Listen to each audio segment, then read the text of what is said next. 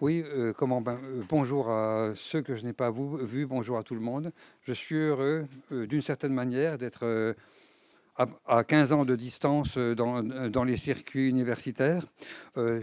J'imagine que ce sera la dernière fois. Donc, pour moi, ça sera un exercice de style. Euh, voilà. Maurice Lénard disait à ses étudiants parisiens, je ne suis pas linguiste. Moi non plus, ni ethnologue, ni anthropologue. D'ailleurs, tant mieux parce qu'il paraît que c'est une espèce en voie de disparition. Comment euh, euh, Non, mais c'est bien ce que tu disais. Hein. Bon, passons. Aurélien Sauvageau, le linguiste Aurélien Sauvageau, reprochait en 1946, dans son compte-rendu aux langues et dialectes de l'Austromélanésie, terminé en 1942, je retiendrai souvent la date de 42, plutôt que celle de 46, qui est celle de la publication. Une introduction trop courte. Elle fait quand même 41 pages. Mais il aurait voulu y voir les caractères originaux de la mentalité indigène. Dans le relevé succinct des langues, qui fait quand même 242 pages, c'est un relevé succinct, c'est son titre. Hein. Il aurait aimé un exposé phonétique et phonologique plus simple et surtout plus systématique. Dans le tableau comparatif des langues, qui est le corps de l'ouvrage, l'essentiel du livre, 380 pages, il regrette l'emploi d'une transcription qui déconcerte le linguiste habitué à travailler sur des notations conçues avec plus de rigueur scientifique. Bon, ce sont des remarques de détail à la limite, mais selon lui, il faut admirer le labeur qui a rassemblé tous ces documents précieux, une prouesse selon lui, mais en 1954, dans une sorte de panégyrique, on n'y échappe pas, il écrit à propos du dictionnaire de 1935 qui donne accès, selon Clifford, à la connaissance qu'avait Lénard d'une langue mélanésienne. J'aime beaucoup, hein, la connaissance qu'avait Lénard d'une langue mélanésienne. Euh, et, et je pense que la définition doit rester dans ce cadre-là. Alors il écrivait, mais si le linguiste est celui qui pénètre les derniers secrets d'un idiome et sait les démonter pièce par pièce pour expliquer le sens des phrases, alors indubitablement, Lénard était un grand linguiste, l'un des plus grands que nous ayons connus. Je laisse aux linguistes l'opinion. Pour lui, en fait, il a simplement expliqué ce qu'il trouvait et il voulait préserver ce qui pouvait l'être. Ce qui laisse supposer d'ailleurs qu'il ne croyait pas réellement à la préservation. Bon, alors d'abord, Lénard et les langues du pays. En 1903, quand il commence à travailler, Lénard est bien obligé de s'intéresser aux langues, en particulier le adieu de la région de Wailou.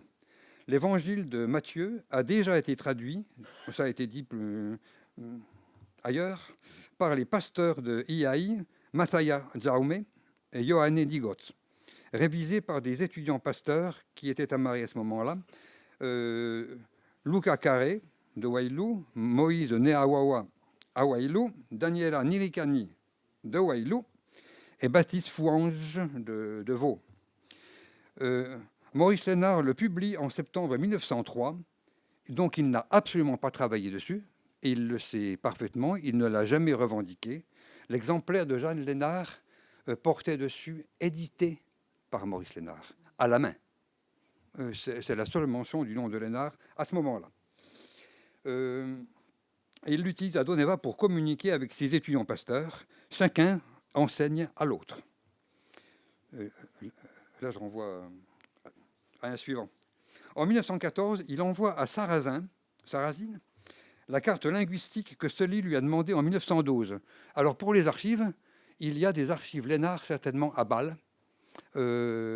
Raymond, non pas Raymond, je sais plus comment, Kaufmann, je ne sais plus son prénom. Kaufmann m'avait dit une fois qu'il avait complètement oublié de consulter les archives de Bâle au sujet de Lénard. Il y en a certainement. Donc, année où commence la publication du journal Vieillerie en plusieurs langues, surtout Adieu et Païti. Mais très vite, ne reste que le Adieu. Il le voit comme langue de communication, c'est Lénard, hein, le Djehu aux îles Loyauté et le Adieu sur la Grande Terre. Il dit l'expérience a été faite avec le Wailou, de structure simple et commune à toutes les langues de l'île. Il s'est répandu avec facilité. Cette langue véhiculaire n'empêcherait pas l'extension du français, qu'il voit, mais mieux fixée, ayant plus de littérature, surtout écrite à mon avis, que les autres langues. Elle permet à l'indigène de mieux repenser dans sa langue particulière et donc de se cultiver dans sa propre langue. Ce sont des jalons pour lui en attendant la généralisation du français. Il écrit en 1939 dans une lettre au pasteur écrite justement sur le bateau. Ah oui, Smith disait qu'il écrivait sur le bateau. Oui, une lettre écrite sur le bateau qui ne sera publiée que 15 ans plus tard. Donc, il dit que le jour viendra où le français devra être parlé par tous. Bon, l'édition du Nouveau Testament, Adieu, le Petit Hari, en novembre 22, révolutionne pour longtemps la graphie du Adieu. Je ne parlerai pas beaucoup de graphie, je dis seulement cela. Il s'attribue la traduction, mais en 1946. Pas à l'époque, pas en 22. En 1946, dans les langues et dialectes, il s'attribue la traduction du Petit Hari, sur lequel il a travaillé, évidemment. Mais précise ailleurs qu'elle est faite avec le concours des indigènes Yohanné Nigot, Boyou Oledi, Towa Moleoye. Ce sont les trois qui sont signalés. Ils sont tous pasteurs. Nous sommes dans la joie, dit Philippe Gorodet, le grand-père de Dewey, autre pasteur.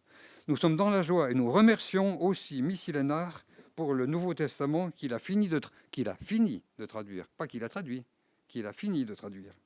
Bon, il abandonne assez vite dans les autres langues. La traduction de Marc en Païti par Waibo a dû être retirée. C'est en 1942, là encore, ou en 1946, si on veut, qu'il le redit. Et il se méfie des autres traductions finalement que les siennes. Le paradoxe des années 38-42 est qu'il ne croit pas à la survie des langues kanak, même s'il répète encore en 1939 aux pasteurs de prêcher dans la langue du pays, à moins qu'il ne pense, comme bien d'autres plus tard, le adieu ou bien le français à l'école, la langue à la maison. Il ne semble pas s'intéresser à la traduction à point d'imier du Nouveau Testament en païti, à partir du adieu, traduction qui a été faite entre 1936 et 1938.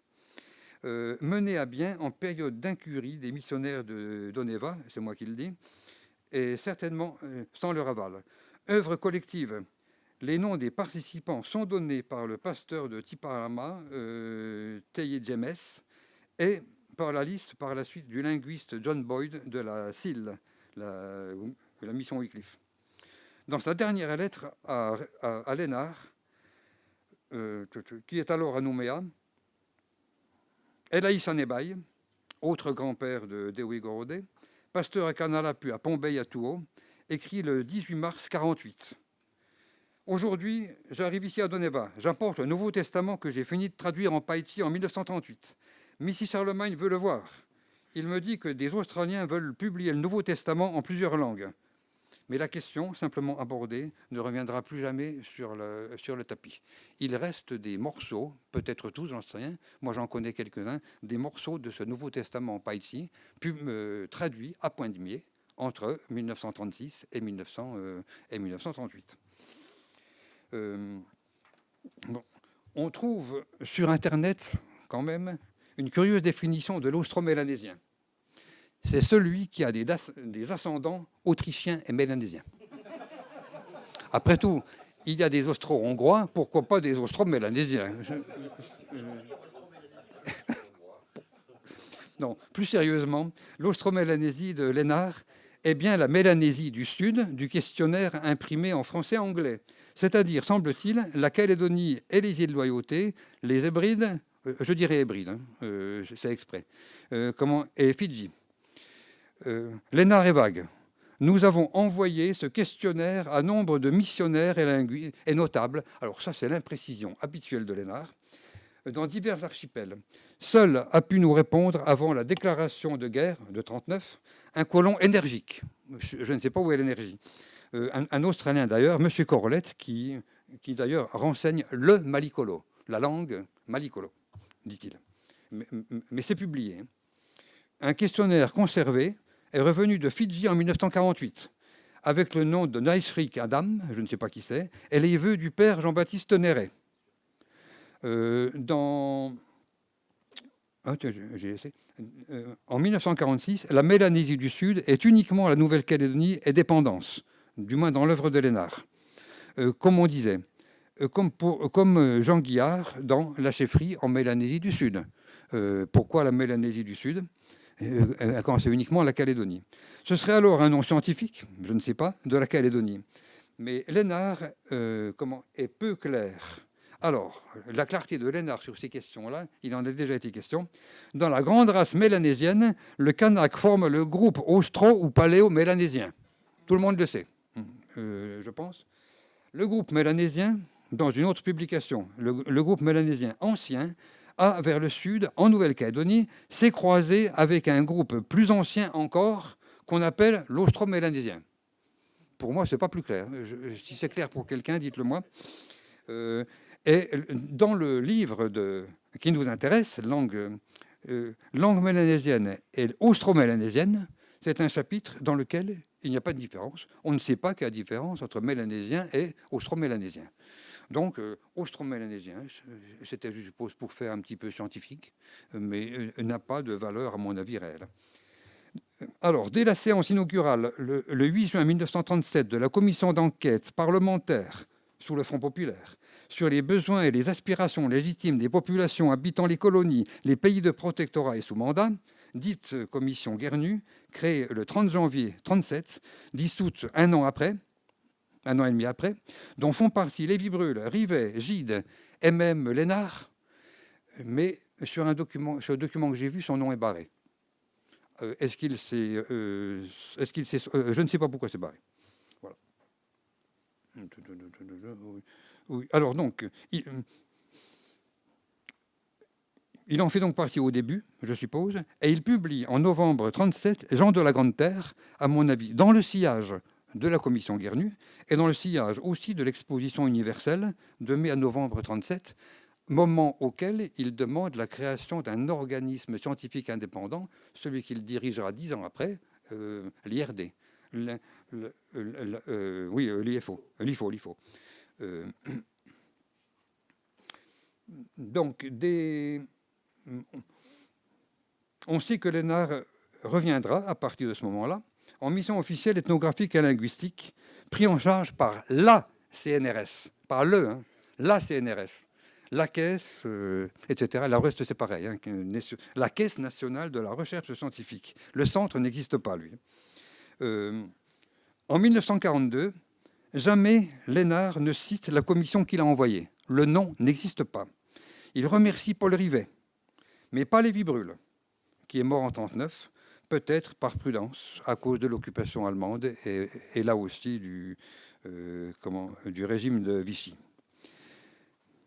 Elaïs Anebaï, dont on a lu une lettre tout à l'heure, pose la question dans la lettre collective de la Yunnan, c'est-à-dire le synode de Kumak, en novembre 1937. Missy, nous avons appris ici par le journal et les dires de quelques blancs que tu vas revenir. Alors, est-ce que c'est vrai que tu arrives? Donc, on le sait très bien. Lénard, lui, envoie au président, qui n'était pas président à l'époque, Apu, dont il a été question aussi, une lettre dans laquelle il le dit comme un secret, mais ce n'est plus un secret. Des hommes du gouvernement, là aussi, c'est le flou un petit peu habituel du système, ont eu l'idée de m'envoyer pour continuer des recherches sur les anciens et sur les langues. Et avant même d'arriver, ils l'embauchent. Tu peux commencer. Tu as la grammaire Wailou et le dictionnaire, c'est-à-dire le sien. Donc le mouvement est lancé, on va travailler sur les langues à partir de ce que j'ai fait, qui vient et c'est un petit peu le mouvement perpétuel. C'est Apu qui organise les rencontres dans le contexte difficile des tensions entre missionnaires, ça a été évoqué, et également entre pasteurs. Justement, à propos des pasteurs, Wayagorode, le père de Dewey, le fils de Philippe, affirme la qualité des pasteurs Lénard. Ils sont 15 au départ de Lénard en 25, dit un certain Rognon quelque part, je crois. Certains démissionnent peu après Alors, cette qualité est contestée entre 27 et 32, pour être court, par Bergeret et les pasteurs de Lifou. Les pasteurs de la deuxième promotion, ceux de 1810, 1908-1910, ont été en partie formés par Bergeret. L'activité de M. Bergeret a donné à notre école et à notre petit internat une stabilité et une régularité que nous n'obtenions qu'avec peine autrefois. C'est le premier essai de pastorat calédonien régulièrement instruit. C'est Lénard qui l'écrit en 1908. Il dit lui-même donc que sa méthode à lui était un petit peu éclectique quand même. Il fallait Bergeret pour mettre un petit peu d'ordre là-dedans. Malheureusement, Bergeret et Lénard se brouillent assez rapidement. Et depuis la troisième promotion, aucun pasteur n'est issu de Doneva. Je pense qu'il faut comprendre, les pasteurs Lénard, ça concerne 3 promotions. À partir de 1906 jusqu'à 1914, un point, c'est tout. Les autres ont été formés ensuite par d'autres. Donc, ils sont ensuite formés à Lifou, à Béthanie, et par Bergeret.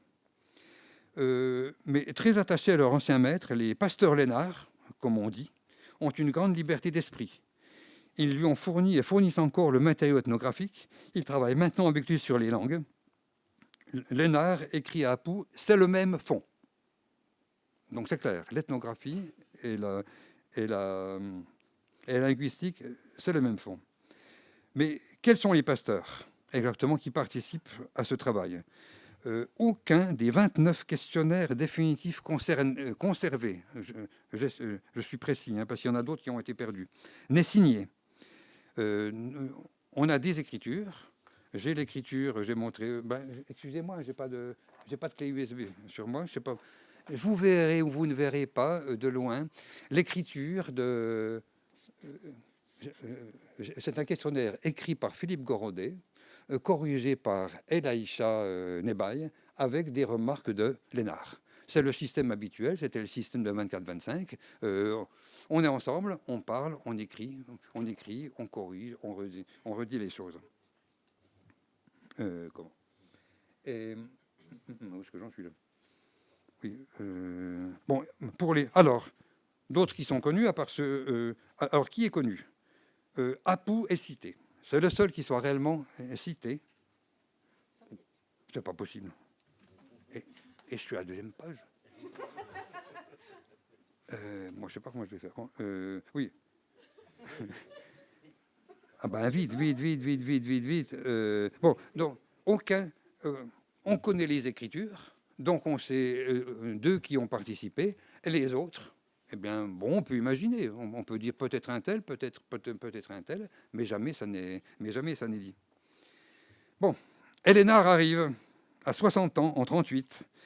Ça, je ne vais pas le rater. Voyant le couple, Lénard arriver à Lifou, Voya Gorodet, qui est à l'école pastorale de Béthanie, lyrique écrit. C'est écrit en adieu, presque tout est écrit en adieu. Il est revenu en l'an 1938, ici en Calédonie et aux îles, faire un énorme travail, essentiel à la vie de l'homme. Il est revenu avec madame, comme un patriarche encore jeune. Il était encore vert, comme l'arbre de forêt où poussent les fougères à Rélais, et les bulimes qui brillent dans la brume quand le soleil se lève et que les gouttes d'eau glissent, froides comme la neige. C'est encore la barbe de Lénard, qui pour Guillard était l'empereur, mais un empereur protestant. Madame Jeanne Lénard est encore solide, comme une femme qui n'a pas eu beaucoup d'enfants. Elle est comme une jeune fille de chef de Païti. Je crois que je sais à qui il fait allusion, mais je ne le dirai pas. Comment? Alors, j'aurais aimé parler du questionnaire de 1918, mais je vais le laisser. Je vais laisser parce que le principe du questionnaire de 1918, c'est pour dire, bon, effectivement, il est écrit en adieu, donc tout le monde répond en adieu, mais toute main, ils vont pas écrire en français, ça c'est parfaitement clair. Mais on peut très bien répondre dans d'autres langues. Quand la question ne se pose pas. Dedans, ce qui est essentiel pour Lénard, ça reste le totem. Il s'est branché sur le totem et s'il y a tellement... Ah ben c'est sa mode à lui en tout cas. Et s'il y a autant d'écrits sur le totem, c'est parce que Lénard les a demandés. et on revient, et on revient, et on revient sur sur le totem. Bon, je vais directement au questionnaire de 38. Le travail de 38 est ponctuel, au lieu d'être général, hein, parce que des textes, Lénard en a eu jusqu'en 38-39, et c'est ensuite Guillard qui a eu les suivants, ceux que Lénard aurait dû avoir. Donc ça aurait dû continuer jusqu'en 51, 50, 52. Bon, le travail linguistique est au contraire très très ponctuel. Il dit qu'il a préparé son questionnaire en langue kanak. Pourquoi ne pas dire laquelle? C'est évidemment en adieu. Mais s'il dit que c'est en adieu, on pense à son questionnaire, on pense à son dictionnaire. Donc on va voir que tout tourne en rond. Donc en langue kanak, c'est beaucoup plus simple. Le seul problème, c'est que il le dit, mais les cahiers, les questionnaires, comme je vous ai montré, la partie imprimée, elle est en français et en anglais. Et on se demande alors, mais comment donc ont-ils fait pour remplir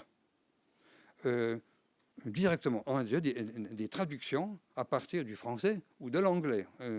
Comment encore pire? En fait, l'anglais, c'est pour les Hébrides et pour Fidji, mais ceux qui en héritent essentiellement, c'est quand même les pasteurs de Calédonie. Alors, je m'étais posé la question, mais là, je vais répondre à Ismet. Ah, bah si, il est là. Oui, le cahier dont tu parles, qu'il est de Elaïs Nebaï, il est de son fils, il est de Raymond Nebaï, l'infirmier, celui de Poindimier. Mais certainement sur ordre de son père. Il y a deux lexiques complets, celui de Raymond Nebaï et celui de Philippe Gorodet. Or, Philippe Gorodet a corrigé celui de Raymond. Ils ont travaillé plus ou moins ensemble, quand on voit bien les écritures. Mais ce n'est pas l'écriture d'Elaïssa.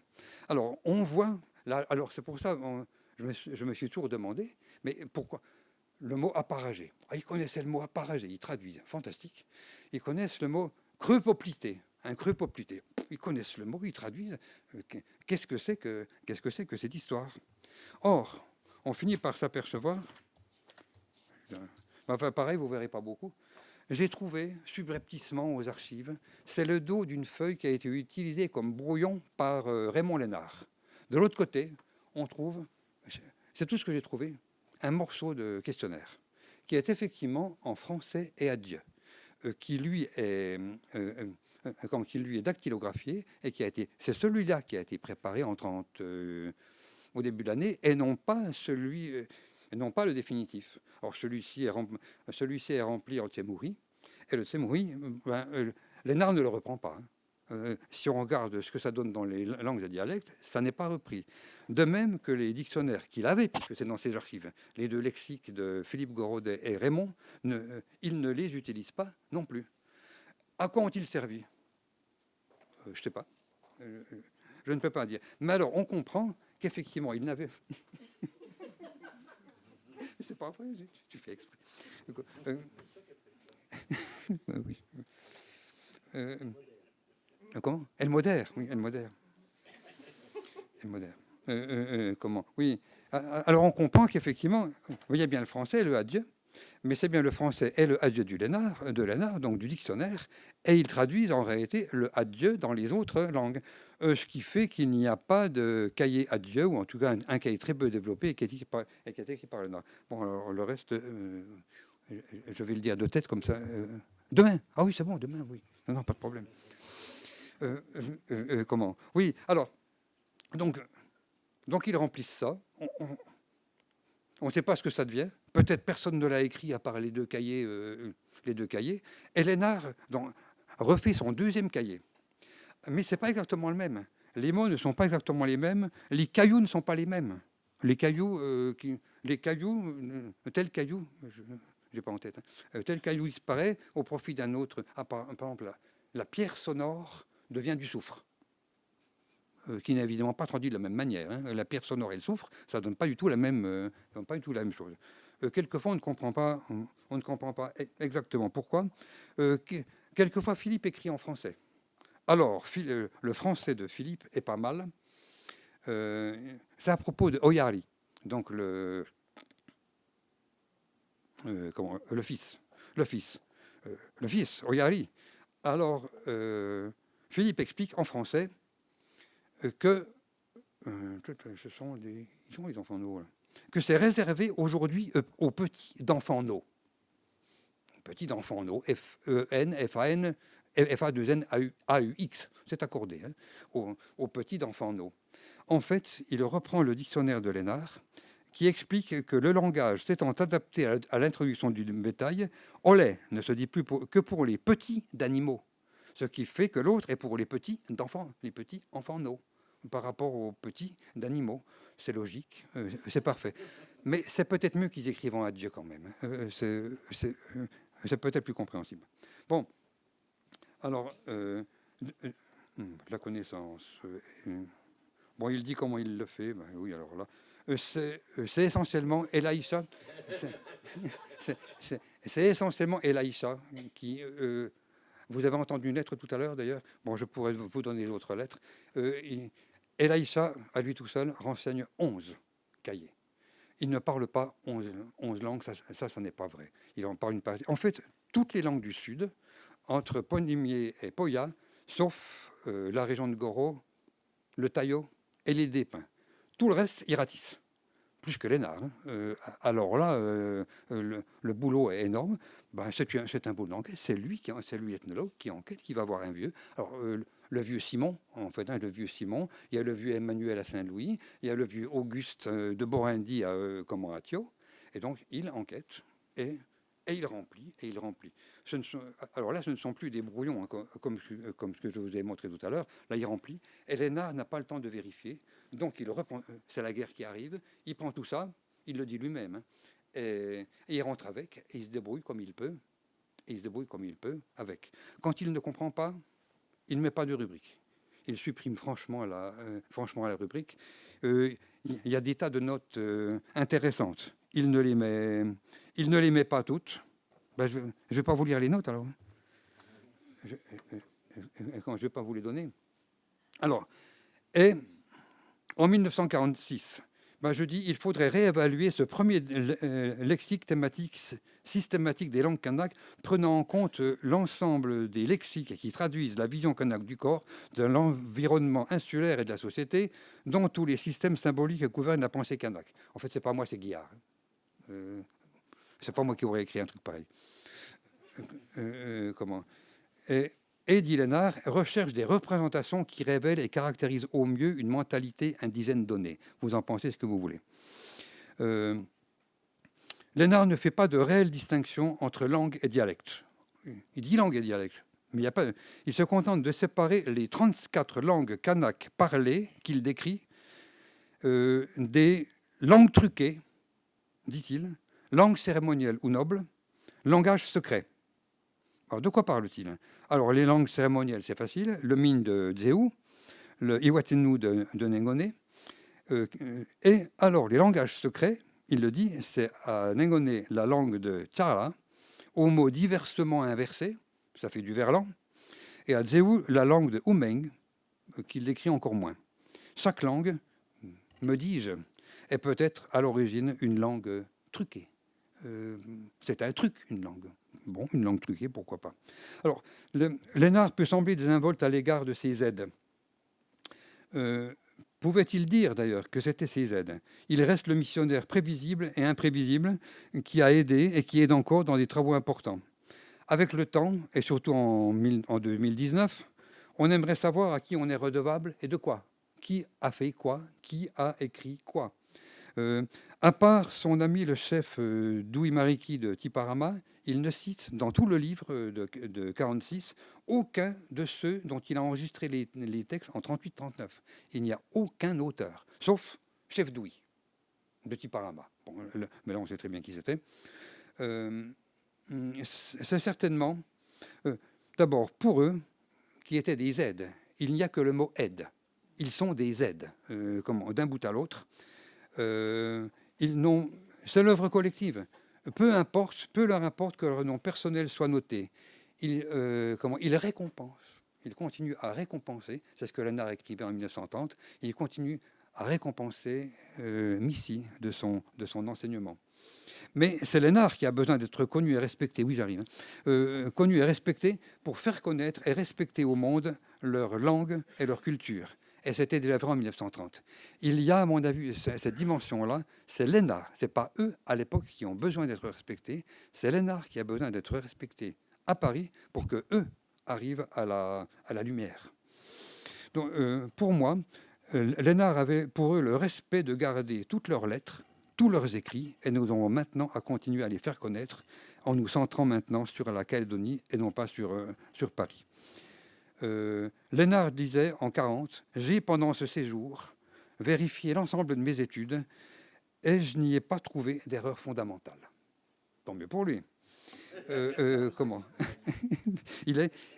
Spindler disait « Il est toujours très sûr d'avoir raison. » Ça apparaît quand même à pas mal d'endroits. À mon avis, c'était quand même pour rire, mais ça, c'est autre chose.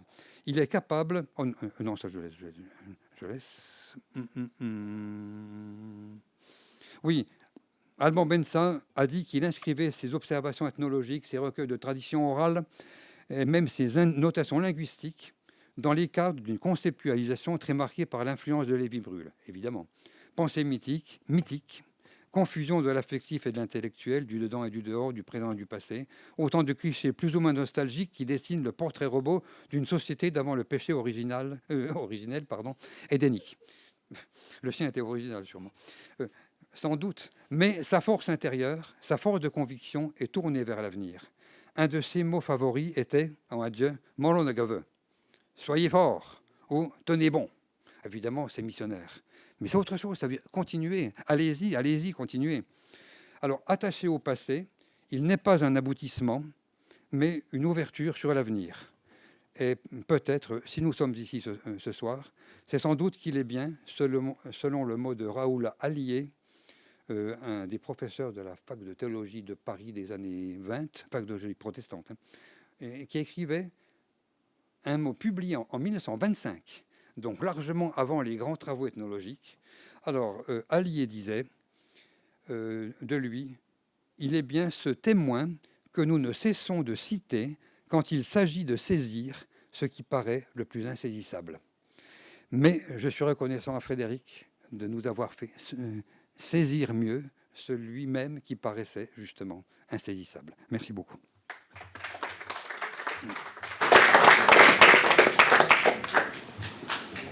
Merci d'avoir été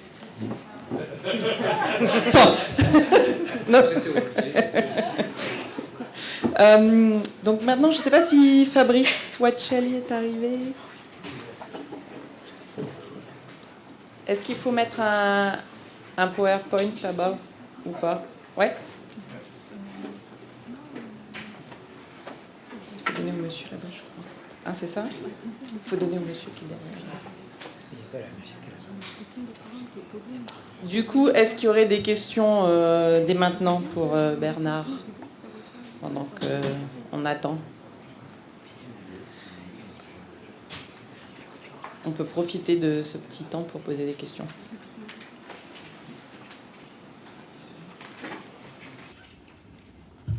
Je ne voudrais pas poser des questions, mais dire que le bouquin dont parle Bernard, là, sur les langues et dialectes de l'Austro-Mélanésie, est un ouvrage totalement sidérant par certains côtés. C'est-à-dire que ça reste aujourd'hui quand même une mine absolument fabuleuse pour qui veut travailler.